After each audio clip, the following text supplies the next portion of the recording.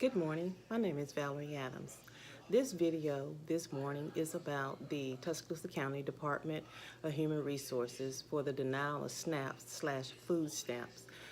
On July 1st, my retirement check from the Retirement Systems of Alabama suspended my check. Therefore, I did not receive a check, and so that check was used for paying my utilities and buying groceries and so forth.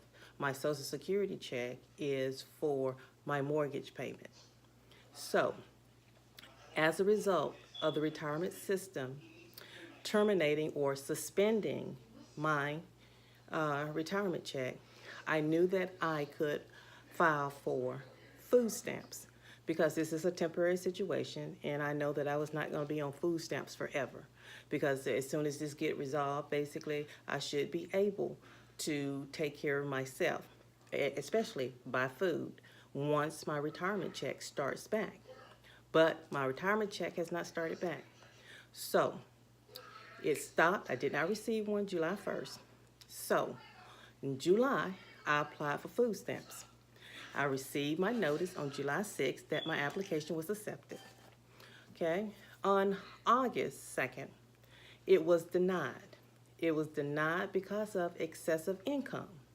But even though my Social Security is $2,167, that's above the gross amount that one individual could receive and be eligible for food stamp, but I do not qualify under that method.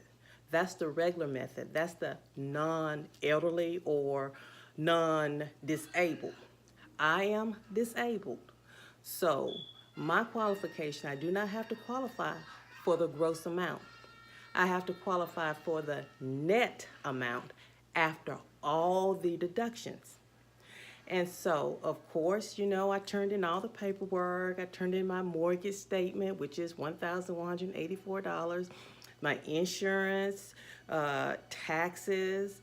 I turned in my Medicare premium, my also PHIP premium. I turned in my care credit, because that's a credit card that I'd have to pay the out-of-pocket expenses for medical, for dental. Basically, it's dental. I had over $1,000 in dental work done. My prescription from Walgreens, all of that. But come to find out, the Tuscaloosa County Department of Human Resources only put down $134 for the Medicare. But I turned in all that other stuff also. Also, I learned that they didn't put anything down for the vision that I paid $38 for vision, even though it's family coverage. But family coverage or single coverage is still $38. So if it's still $38 for family/single, then I get that credit of $38 because it's the same. It doesn't matter. They didn't put that in there. Also, they didn't put the dental in there. The dental, which was, I think, $50 or whatever. But then I went back and I did my own little research, and I found out that the single coverage for dental is $38. So they were supposed to add $12 to that, because that's the difference between the 38 and the 50. With the 50 minus 38 is $12. So they didn't add that in there either. See, I did my research. I went online and I found that the food stamp manual, and I was reading it and reading it and reading it, and I came across all this information. So whatever they said is incorrect. Now, let's get to my interview summary. I have my interview summary in front of me, in which, you turn in all the paperwork and everything. And so this is my deductions. These are the deductions that they're going to supposedly take. Okay, so first off, it's just for me. All right, even though my daughter lives in this house, she buys her own food.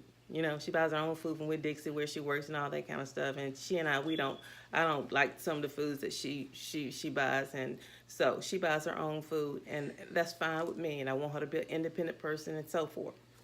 So So what for me, okay, is telling me like I said, the household member is just me, Valerie Adams. Household earned income. I have no earned income. Household unearned income. SSA only. So that's Social Security Administration, and that's $2,167. That's what I get for Social Security. That's good. Of course, I was in the military, so I was paying double Social Security. So let's see. Household expenses, child support. My daughter's 25, so there's no child support. Dependent care, 25, no dependent care. Medical insurance. This is what they have, $134. That's all they have. They do not have, like I said before, the vision, the Walgreens prescriptions, care credit, all of that, dental. They don't have any of that in here. So that's only $134. But still, I do believe I still made the cut without adding all of that in there because of the most important thing, which is my shelter expense.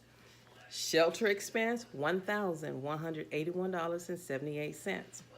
Now, there is a cap on it if you're non-disabled or if you are not an elderly person. So I am disabled, Social Security Administration. Okay, Social Security Disability Check. So there's no cap, it's uncapped. That means that I get the entire credit, $1,181. And then if you multiply that by 2, that's over 50% of my income that's coming in, this unearned income, 50% of it. So how can someone live off of that? How can they pay for utilities and all that kind of stuff and buy food? You can't. This shelter allowance of $1,181.78 makes me eligible for food stamps. Also, my utility expenses, I get the standard deduction of $352.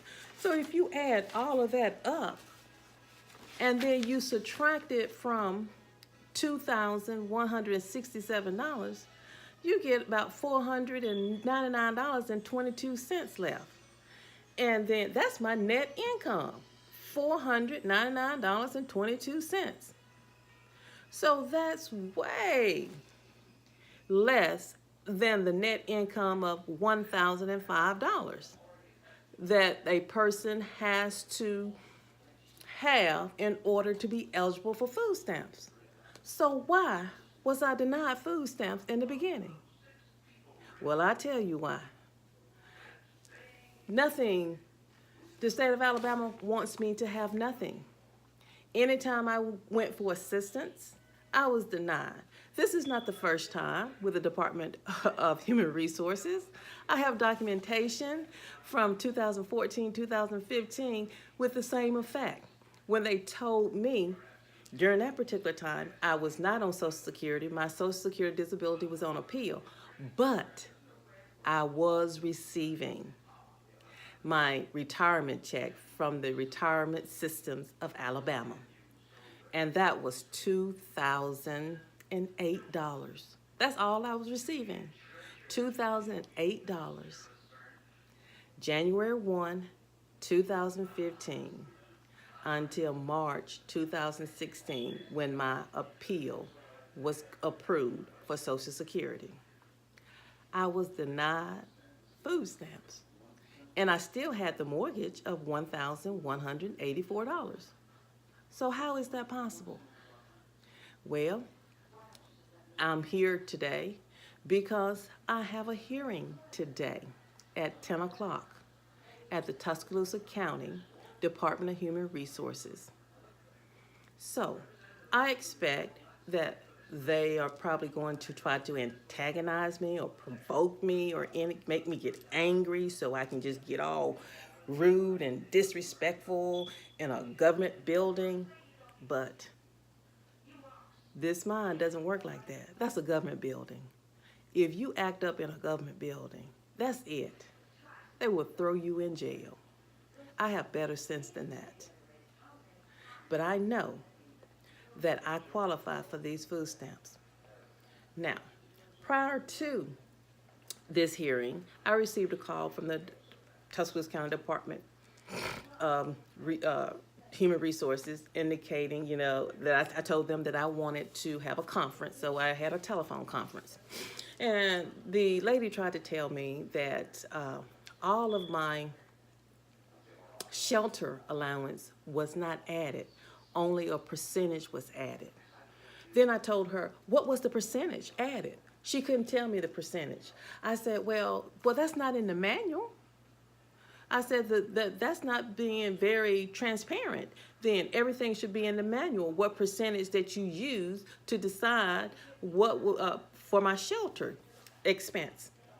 And she said, well, that's not for us. You got to talk to your legislator about that. They need to make laws about that. Then she proceeded to say that even if we added in the care credit, the Walgreens prescriptions, your premium for vision and dental, you will only be qualified for $15. You know what? I laughed in her face. And then when I did that, I told her, I said, well, I want a hearing. Please, I want a hearing. And then, so I received my letter. It was certified and had to sign for it and everything. So it's official. I have my hearing today. So I want everybody to know, I'm not going over there mad or anything, because I know I have my information. I downloaded the manual, the chapter 9 dealing with the income and the eligibility and all that kind of stuff. And I've been reading it, and see, it's in black and white. And so whatever lies that they tell, then I want you to know the truth, because I will be back with the results of my hearing, even though it's going to take 30 days afterwards in order for them to make a decision. But you should know, $2,167, yes, it is above the eligibility limit, but disabled and elderly people do not have to meet the gross income. They only have to meet the net income after all deductions. And you see, this is what I tried to tell my kids when I was teaching at Crestmont Elementary in 5th grade. I said, babies, y'all need to learn how to read, because someone would try to tell you anything. And if you can't read, you're going to believe it. But when you learn how to read and you digest that information, then you don't have to rely on them. You can go back and you can check the source yourself. And that's all I wanted for them, because I didn't want the people to take advantage of them, because they have agendas, and they will. And so education was very, very important to me. And the reason it was because my father, he only had an 8th grade education. And he always told me, he called me Bearcat. Bearcat, I want you to learn how to read. Don't let them do what they did to me, to you. You need to know how to read. I want you to go to school. And I want you to do your best in school, because they will cheat you or tell you lies. So you be able to stand on your own, and you know what's right and what's wrong. You don't have to believe them like I believe them. I didn't know. I didn't know back at. I didn't know. But I want you to know. And that's why I'm fighting, because you're not going to cheat me like you cheated my father. That's one thing you're not going to do.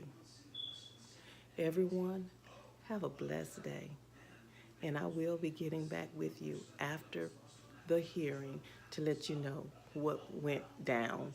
Possibly, they probably want to arrest me and all that kind of stuff and discredit me. But that's why I'm putting this out. Everyone, have a blessed day. I love you all.